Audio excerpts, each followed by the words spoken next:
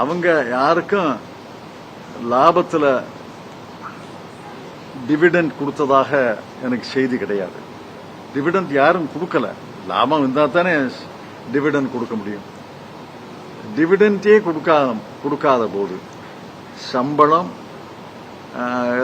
மின்சாரம், தண்ணி அதுக்கு வரி கட்டி ஒரு டிஜிட்டல் பேப்பரை நடத்துறாங்க. சுதந்திர போராட்ட காலத்தில் காங்கிரஸ் கட்சியினுடைய போர்வாளாக இருந்தது நேஷனல் ஹெரால்ட். அதை பெரிய தலைவர்கள் தொடங்கினாங்க. மகாத்மா காந்தியுடைய ஆசியுடன் பெரிய தலைவர்கள் தொடங்கினாங்க. இன்னைக்கு அது ஒரு சின்ன நிறுவனம் தான். அதுல ஒன்றும் லாபமும் கிடையாது, டிவிடெண்டும் கிடையாது.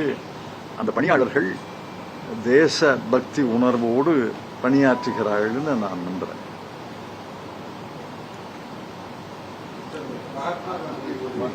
முடிஞ்சிருச்சுல்ல. சரி, அடுத்தது மகாத்மா காந்தி 100 நாள் வேலை வாய்ப்பு திட்டம். இந்த சட்டம் என்பது, நான் இன்னைக்கு ஒரு கட்டுரை எழுதியிருக்கிறேன், இந்தியன் எக்ஸ்பிரஸ்ல வந்திருக்கு. அத படிச்சு பாருங்க. இன்னைக்கு மகாத்மா காந்தி 1948 ஜனவரி மாதம் 30ஆம் தேதி கொல்லப்பட்டார்.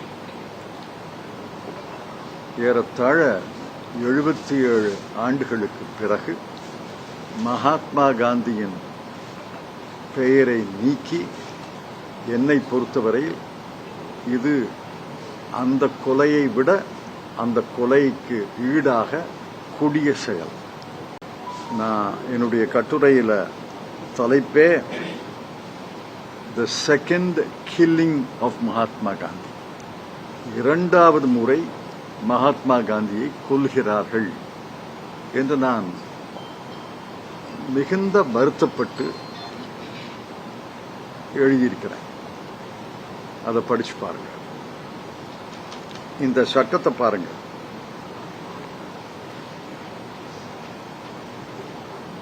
இந்த சட்டம் என்பது மகாத்மா காந்தியின் பெயரை எடுப்பது ஒன்று, வாயிலேயே நுழையாத ஒரு பெயரை வச்சிருக்கிறது ஒன்று.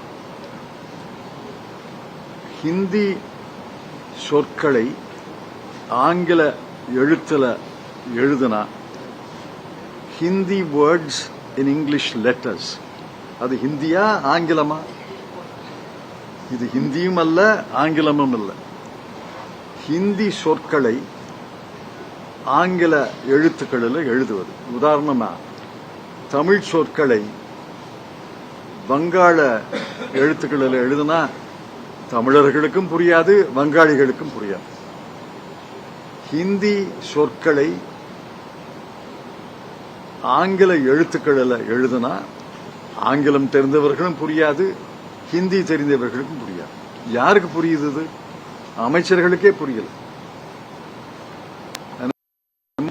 ஜி ராம் ஜி அப்படின்னா என்ன அர்த்தம்? மகாத்மா காந்தியை விட இந்த திட்டத்துக்கு பொருத்தமான பெயரா? அது ஒரு பக்கம் இருக்கு. இந்த சட்டம், இந்த சட்டத்தின் கீழே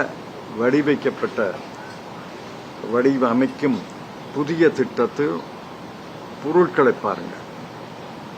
ஒன்று, நம்முடைய 100 நாள் வேலை திட்டம் என்பது எல்லாருக்கும் பொருந்தும். யார் வேணாலும் வேலைக்கு பதிவு செய்யலாம்.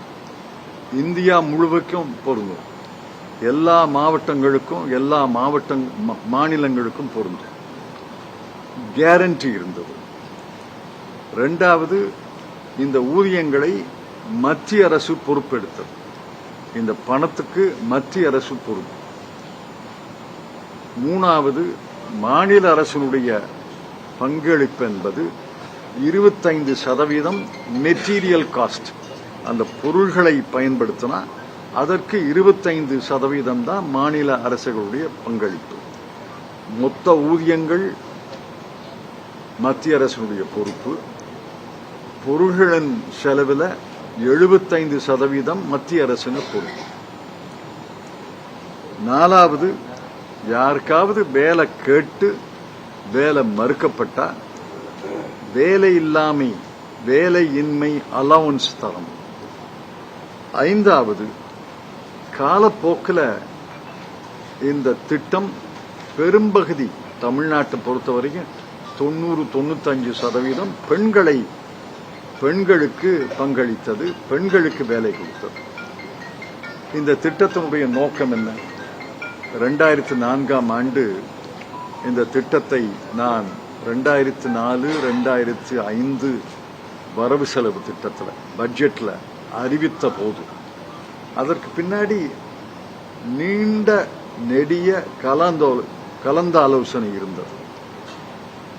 திருமதி சோனியா காந்தி, டாக்டர் மன்மோகன் சிங், அது கூட்டணி ஆட்சி என்பதால் கூட்டணி கட்சிகளுடைய தலைவர்கள், பொருளாதார நிபுணர்கள், நிர்வாகத்தினர், அதிகாரிகள்,